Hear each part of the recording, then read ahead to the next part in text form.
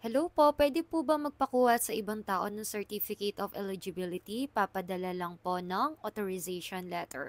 Hi teachers! Hi future LPTs! Kumusta? Kumusta? Okay, yung mga nagpapakuha ng mga certificate sa PRC, kung ano man yung mga certificate, dati hindi ko yan nasasagot kasi hindi ako sigurado nun kasi hindi ko pa po na-experience. Pero nung naging busy nga ako dahil wala akong time para makuha yung mga certificate na kailangan ko, authentication, certification. Nagpa-try ako na may pumunta doon at magtanong kung pwede nga po yung authorization letter. And yun nga, pwede daw po, kaya gumawa ko ng authorization letter. So, kahit simple lang yung paggawa ng authorization letter, pwede po. Basta papadala mo lang yung ID mo, may sinulat ka doon na ino-authorize mo yung person na kukuha, then pipirma ka po.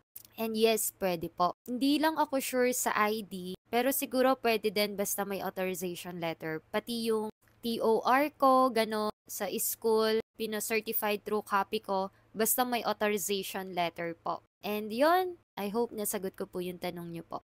Pwede po magpakuha sa ibang tao. Basta, padala nyo po yung ID sa kanya, yung ID ninyo. At yun lamang po. Thank you po. Kapag may mga tanong kayo, comment nyo lang po dito sa comment section. Basta may time po ako. Siguro ngayon may time ako. Alam mo yung gusto kong maging productive pero tinatamad ako. Yung tipong gutom na ako sa oras na ito pero hindi ko alam anong kakainin ko. So yun, kapag may mga tanong po kayo, basta alam ko yan, basta kaya kong sagutin, sasagutin ko yan. At yun lamang po, thank you po. Ingat po lagi. Ano yan, pabebe?